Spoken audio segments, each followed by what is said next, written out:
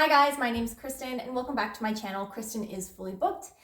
Today I'm going to be talking about why you are not likely to see a book haul video on my channel, or why I never seem to actually have any books when I make my videos. And that is because I don't really buy books anymore. I've been kind of wondering how to best sort of talk about my reading habits in a video format. And I watched a video on the channel Thoughts of Katie the other day where she did an anti-haul and talked about sort of some of the book types that she wasn't really going to be purchasing in the future, and that kind of inspired me to share this video as well. This is more just sort of what my purchasing and reading habits are right at the moment and why they are what they are, and I wanted to share some of the ways that I have been reading with you guys. To put this into a little bit of perspective on sort of how many books I actually do purchase physically, these 6 books are all of the books that I purchased in the year of 2020. Some of them I had read and knew that I would like. Actually, I think that that's only one. I had previously listened to Fable on Scribd and loved it, and just like really knew that I would always want a physical copy of that book, and so I went for it. So why don't I really buy that many books? Honestly, the main reason for me is finances. I am not in a place in my life where spending hundreds or even thousands of dollars, based on some of the hauls that I have seen on BookTube, where spending that much money is just really not in my budget at this moment. I haven't mentioned this before, but about 2.5 years ago, I actually left my career and my job to move with my fiance to Denmark, in a country where English is not the main language that is spoken. And it led to a little bit of a career change for me. Essentially, I am not in a place where spending a lot of money on books is in my budget. I apologize if you can hear the seagulls. I live on a coast and the seagulls have just been crazy loud today, as they tend to be. The second reason is kind of minimalism, I guess, or sort of not wanting to have that many physical belongings. I will say one of the things about moving abroad that was kind of the most eye-opening was realizing how few things you really need to get by or to make you happy or to live happily. When my partner and I moved here, we came with kind of 2 large suitcases and 2 small cases and a carry-on each. We had almost no belongings essentially when we arrived here. There are a lot of expenses involved with moving abroad as well, so it was several months before we really started to acquire new things. We also weren't sure how long we were going to stay here, and so everything became like, well, do we really need that? A lot of the times the answer is no. So that was one of the really freeing things about moving abroad, is having this sense of really enjoying life, but realizing that you can do it while being really unattached from physical things. Having huge bookcases and kind of buying all of the books that I maybe want to just really doesn't seem feasible. Not only from a sense of like wanting to keep sort of our life pared down and prioritize spending money on other things, like, I mean, not now obviously, but like travel in the future, and more on experiences and less on things. But also, we don't know how long we will live in Denmark, how long we'll live in Europe. We don't know if we'll be moving back to North America at some point. If my family's watching this, yes, hopefully at some point we'll be moving back to North America. But we just really are kind of in a place of our lives where we're floating, and having a lot of physical books doesn't really lend well to that life. So those are sort of the 2 main reasons why I'm not physically purchasing a lot of books right now. This isn't to say that I will never, like, that I will always have this lean of book purchasing habits. Do I still want that wall-to-wall, floor-to-ceiling bookshelf? Absolutely. I think my partner's on board with it. He also likes to read. I would like to be a little bit more of a collector in the future, but that's just not where I am at right now in life. My plan is not to get into consumerism today. I think so many other booktubers have talked about this really well on their channels. There's also a YouTube live that I will link down below from the past from the channels. Let me get them. My name is Marina's, Okie Dokie Bokie, Minimal Bookie, and Books Are My Social Life. They have a really, really great YouTube live where they talk about consumerism in a very nuanced way, and I thought it was a really great discussion. So if you're looking for more of that, definitely I would recommend checking out their channel. So now I want to talk a little bit about how I actually do all of my reading then, since I am not purchasing books. As always, I feel like I am always referencing my friend Taylor on this channel. So my friend Taylor, who I met here in the city in Aarhus, introduced me to the Overdrive app and the Scribd app. And that is where I do 99.9% of my reading, I think, currently. Overdrive is an ebook company that connects you with a physical library that you have access to. You do need to have a library card at a library in order to access it through Overdrive. So that could be a potential barrier if you do not have access to a physical library. The Overdrive app can work as an app on your phone. You can also access Overdrive through the majority of physical e-readers, and I believe you can use it on a desktop as well.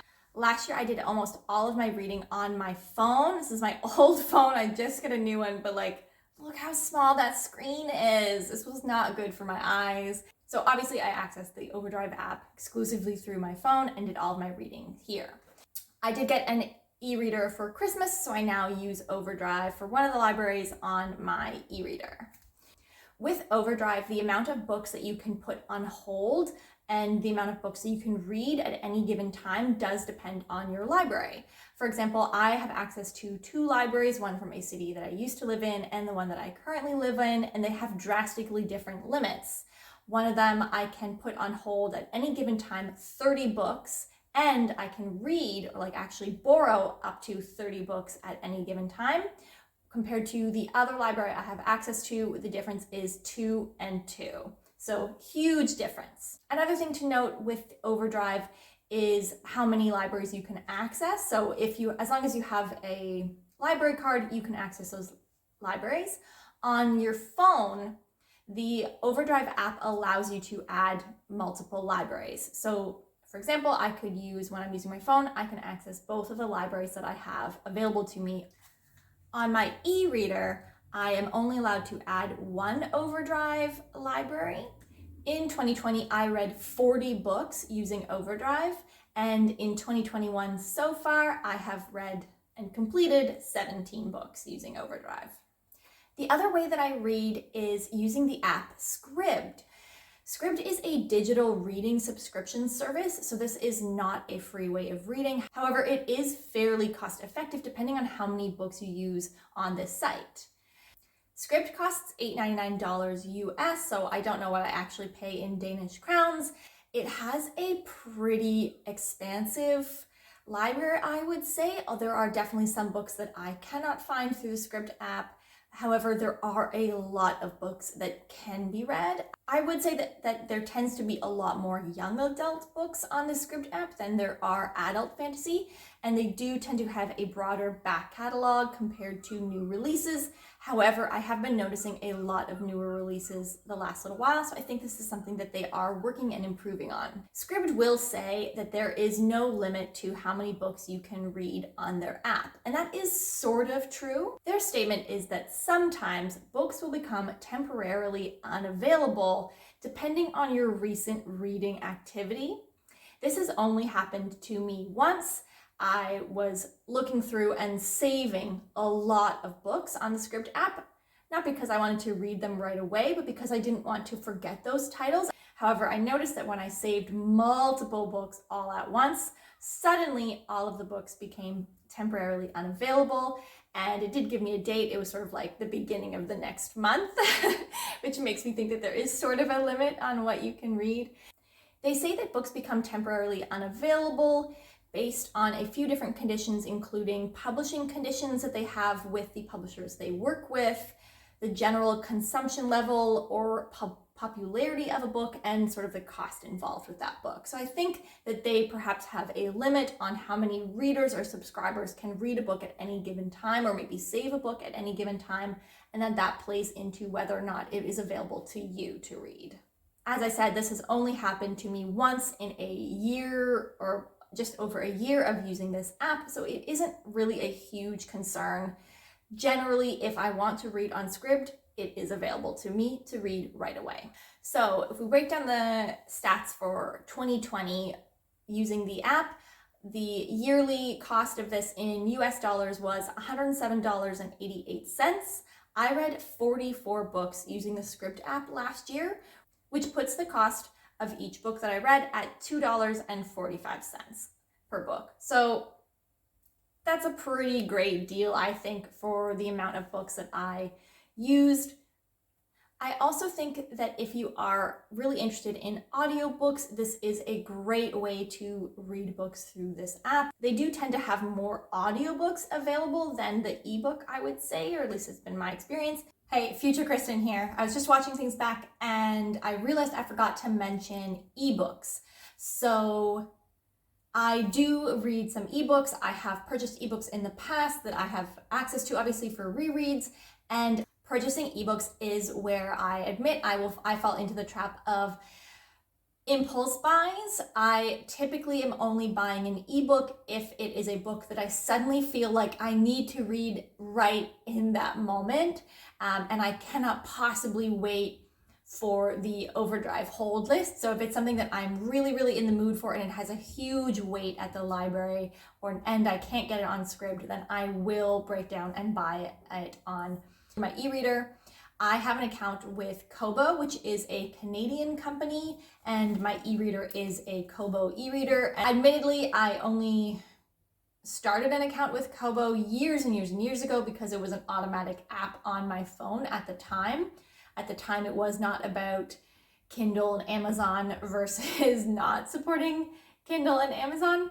But now looking back, I am happy that I made that choice. And I also like supporting Canadian companies as well. So sort of to put into perspective in terms of how many books I am purchasing on the e-reader form, and that is, so I purchased 6 physical books, the ones that I showed you before last year in 2020, and I purchased 13 ebooks.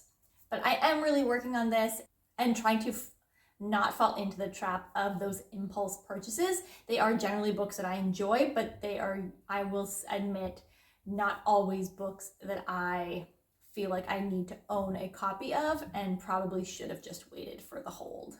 So that's it for me today. I hope this has been a little bit helpful or informative. Maybe I have introduced to you a new app that you can take advantage of for reading and getting access to more and more books. I will definitely try to remember to let you know in the future when I'm talking about a book, whether or not I have read it through Overdrive or Scribd, and I'd like to be able to make more videos in the future highlighting some of the variety of books that are available on the Scribd app for a pretty decent subscription price. Have a great day. Bye, guys.